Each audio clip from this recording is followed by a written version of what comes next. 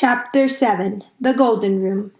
Mr. Burke had begun to repair the old Perkins place.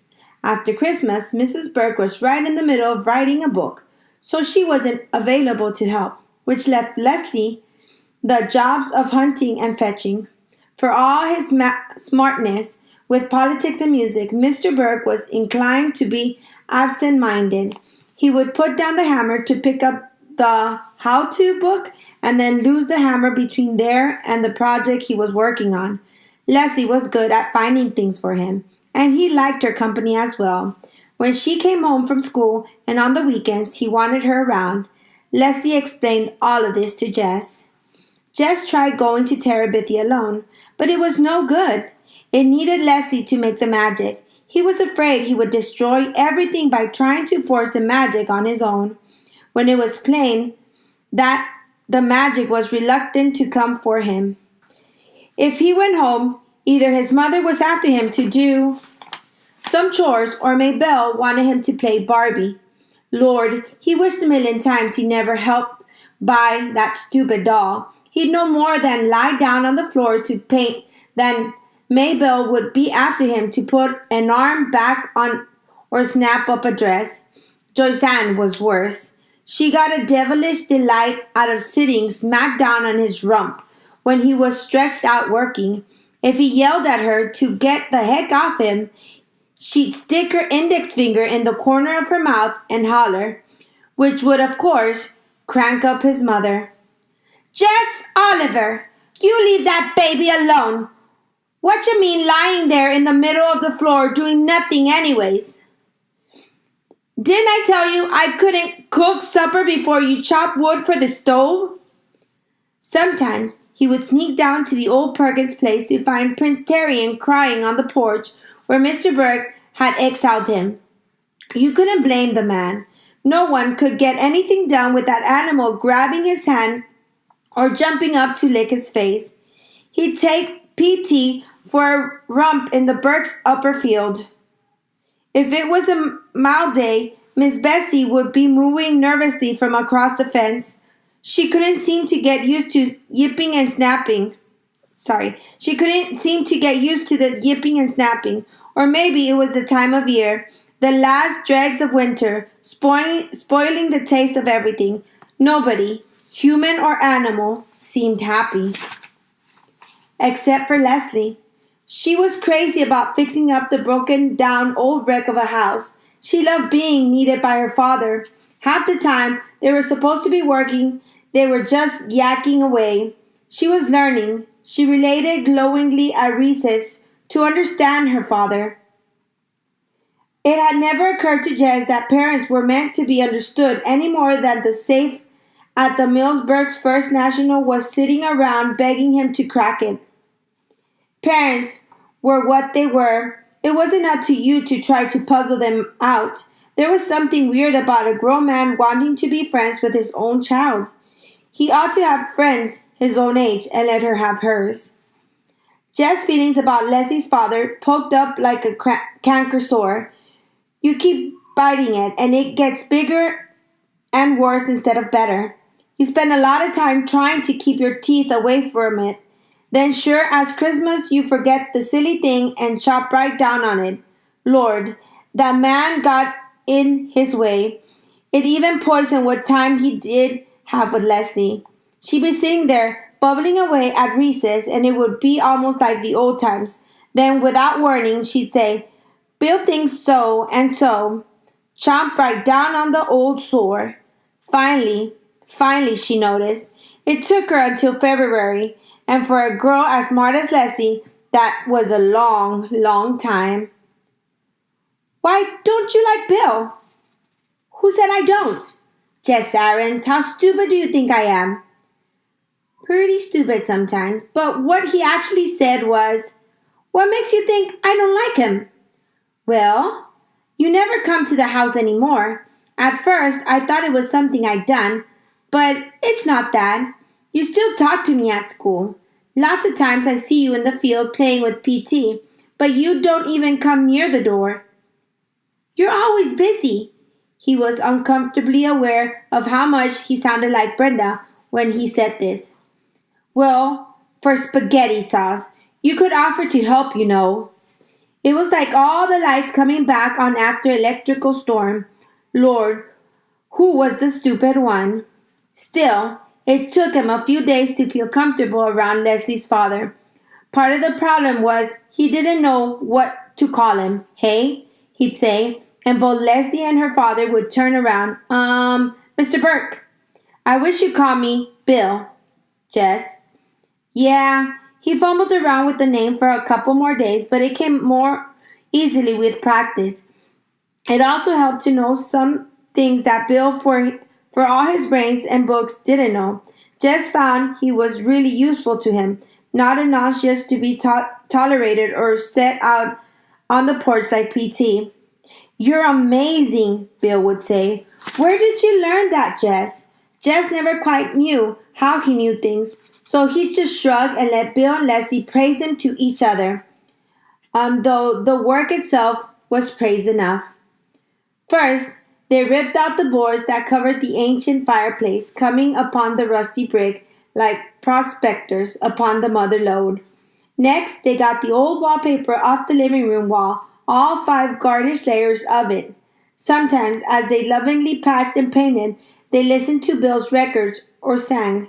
Leslie and Jess teaching Bill some of Miss Edmonds' songs, and Bill teaching them some he knew. At other times, they would talk. Jess listened wondering as Bill explained things that were going on in the world.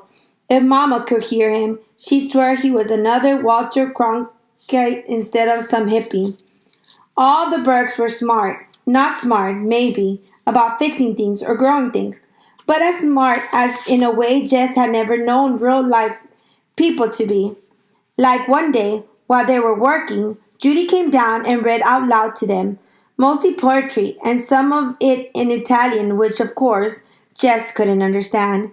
But he buried his head in the rich sound of the words and let himself be wrapped warmly around in the feel of the Burke's brilliance. They painted the living room gold. Leslie and Jess had wanted blue, but Bill held out for gold, which turned out to be so beautiful that they were glad they had given in. The sun would slant in front of the west in the late afternoon until the room was brimful of light. Finally, Bill rented a sander from Millsburg Plaza, and they took out the black floor paint down to the white oak boards and refurnished them.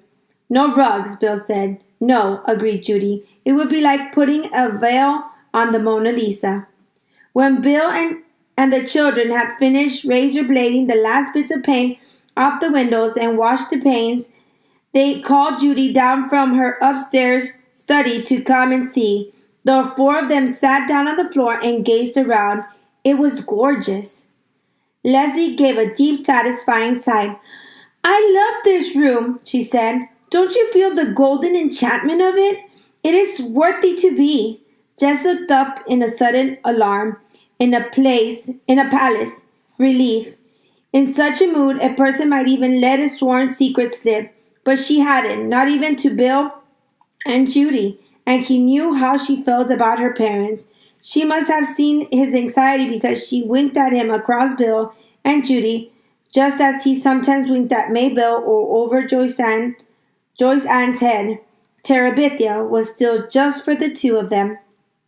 The next afternoon they called PT and headed for Terabithia. It had been more than a month since they had been there together, and as they neared the creek bed, they slowed down. Jess wasn't sure he still remembered how to be king. We've been away for many years, Leslie was whispering. How do you suppose the kingdom has fared in our absence? Where we've been?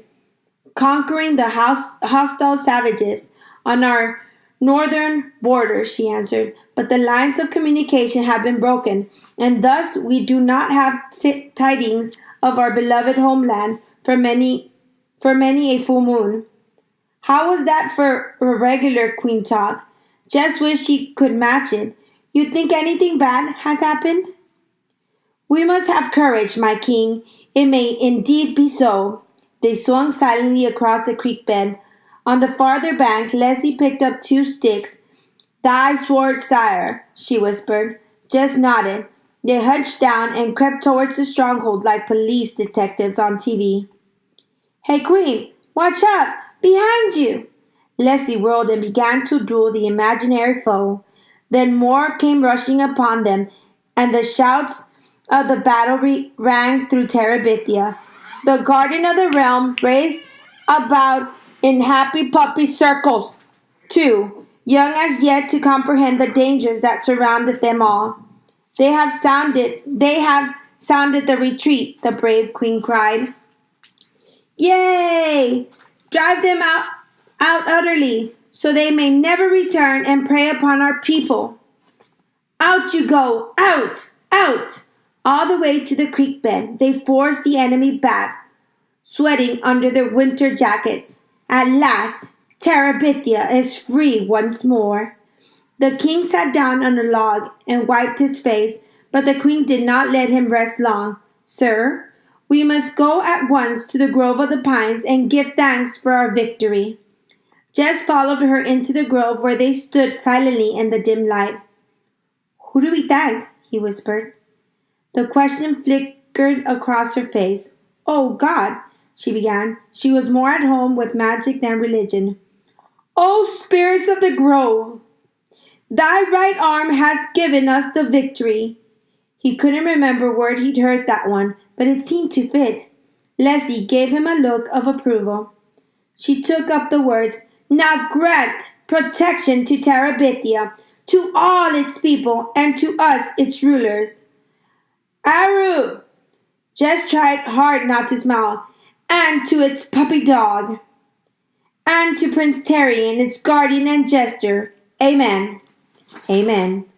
They both managed somehow to keep the giggles buttoned in until they got out of the sacred place. A few days after the encounter with the enemies of Terabithia, they had an encounter of different sort at school. Leslie came out at recess to tell Jess that she had started into the girls' room only to be stopped by the sound of crying from one of the stalls. She lowered her voice. "This sounds crazy," she said, "but from the feet, I'm sure it's Janice Avery in there." "You're kidding." The picture of Janice Avery crying on the toilet seat was too much for Jess to imagine. "Well, she's the only one in school that has Willard Hughes' name crossed out on her sneakers. Besides, the smoke is so thick in there you need a gas mask." "Are you sure she was crying?" "Jess Aarons, I can tell if somebody's crying or not." Lord, what was the matter with him? Janice Avery had given him nothing but trouble, and now he was feeling responsible for her, like one of the Burke's Timberwolves or Beachwells. She didn't even cry when kids teased her about Willard after the note. "Yeah, I know." He looked at her. "Well," he said, "what should we do?" "Do?" she asked. "What do you mean, what should we do?"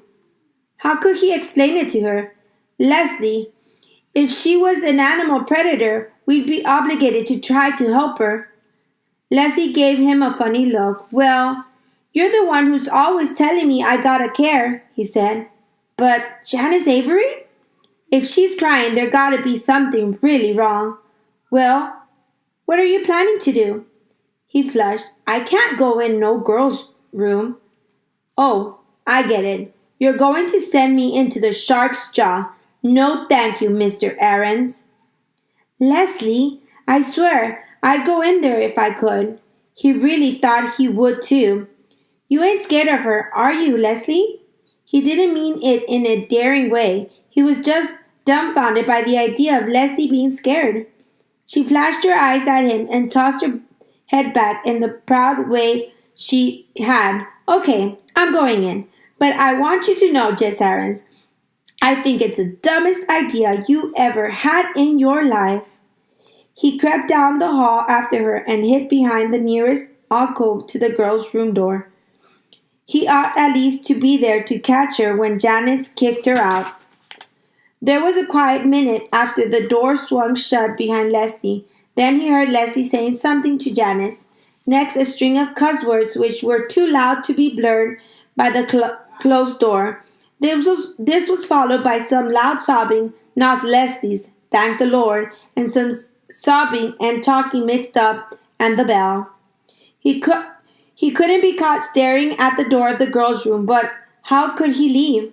He'd be deserting in the line of fire. The rush of kids into the building settled in. He let himself be caught up in the stream and made his way to the basement steps, his brain still swirling with the sounds of cussing and sobbing. Back in the fifth grade classroom, he kept his eyes glued on the door for Leslie. He half expected to see her come through flat and straight out like the coyote on the Roadrunner, but she came in smiling without so much as a black eye. She walked over to Miss Meyer and whispered her excuse for being late, and Miss Myers beamed at her with what was becoming known as the Leslie Burke Special. How was he supposed to find out what had happened? If he tried to pass a note, the other kids would read it. Leslie sat way up in the front corner, nowhere near the wastebasket or pencil sharpener, so there was no way he could pretend to be heading somewhere else and sneak a word with her, and she wasn't moving in his direction. That was for sure. She was sitting straight up in her seat, looking as pleased with herself as a motorcycle rider who just made it over 14 trucks. Leslie smirked clear through the afternoon and right onto the bus where Janice Avery gave her a little crooked smile on the way to the back seat, and Leslie looked over at Jess as if to say, "See?" He was going crazy wanting to know. She even put him off after the bus pulled away, pointing her head at Maybelle as if to say, "We shouldn't discuss it in front of the children." Finally, in the safe darkness of the stronghold, she told him. "Do you know why she was crying?" "How am I supposed to know? Lord Leslie, will you tell me? What in the heck was going on in there?" "Janice Avery is a very unfortunate person. Do you realize that?" "What was she crying about, for heaven's sake?" "It's a very complicated situation. I can understand now why Janice has so many problems relating to people. Will you tell me what happened before I have a hernia?" "Did you know her father beats her?" "Lots of kids' father beat 'em. Will you get on with it?" "No, I mean really beats her. The kind of beatings they take people to jail for in Arlington." She shook her head in disbelief. "You can't imagine." "Is that why she was crying? Just 'cause her father beats her?" "Oh no. She gets beaten up all the time. She wouldn't cry at school about that." "Then what was she crying for?" "Well," Lord Leslie was loving this. She'd string him out forever. "Well, today she was so mad at her father that she told her so-called friends Wilma and Bobby Sue about it." "Yeah? And those two, she looked for a word vile enough to describe Janice Avery's friends and found none. "Those two girls blabbed it all over the 7th grade." Pity for Janice Avery swept across him. "Even the teacher knows about it." Boy, the word came out like a sigh. There was a rule at Lark Creek more important than anything Mr. Turner made up and fussed about. That was the rule that you never mix up troubles at home with life at school. When parents were poor or ignorant or mean or even just didn't believe in having a TV set, it was up to their kids to protect them. By tomorrow, every kid and teacher in Lark Creek Elementary would be talking and have sneakers about Janice Avery's daddy. It didn't matter if their own fathers were in the state hospital or the federal prison. They hadn't betrayed theirs, and Janice had. "Do you know what else?" "What?" "I told Janice about not having a TV and everybody laughing. I told her I understood what it was like to have everyone think I was weird." "What'd she say to that?" "She knew I was telling the truth. She even asked me for advice as if I were Dear Abby." "Yeah?" "I told her just to pretend she didn't know what on earth Wilma and Bobby Sue had said or where they had got such a crazy story, and everyone would forget about it in a week." She leaned forward suddenly and anxiously. Do you think that was good advice? Lord, how should I know? Make her feel better? I think so. She seems to feel a lot better. Well, it was great advice then. She leaned back happily and relaxed. Know what, Jess? What? Thanks to you, I think I now have 1.5 friends at Lark Creek School. It hurt him for it to mean so much to Leslie to have friends. When would she learn they weren't worth her troubles? Oh, you got more friends than that. Nope, 1.5. Monster Mouth Myers doesn't count. There in their secret place, his feelings bubbled inside him like a stew on the back of the stove. Some sad for her in her lonesomeness, but chunks of happiness too. To be able to be Leslie's one whole friend in the world as she was his. He couldn't help being satisfied about that. That night, as he started to get into bed, leaving the light off so as not to wake the little girls, he was surprised by Mabel's shrill little. Jess?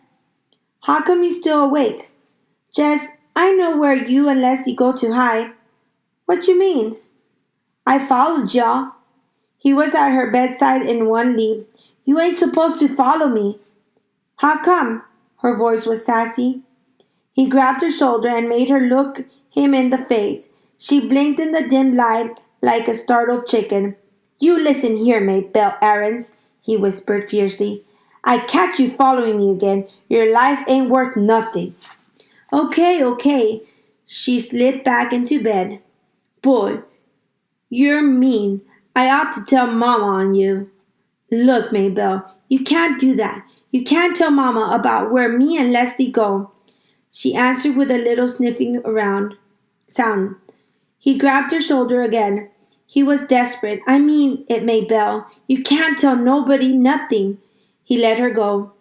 Now, I don't want to hear about you following me or squealing to Mama ever again. You hear? Why not? 'Cause if you do, I'm going to tell Billie Jean Edwards you still wet the bed sometimes. You wouldn't. Boy, girl, you just better not try me.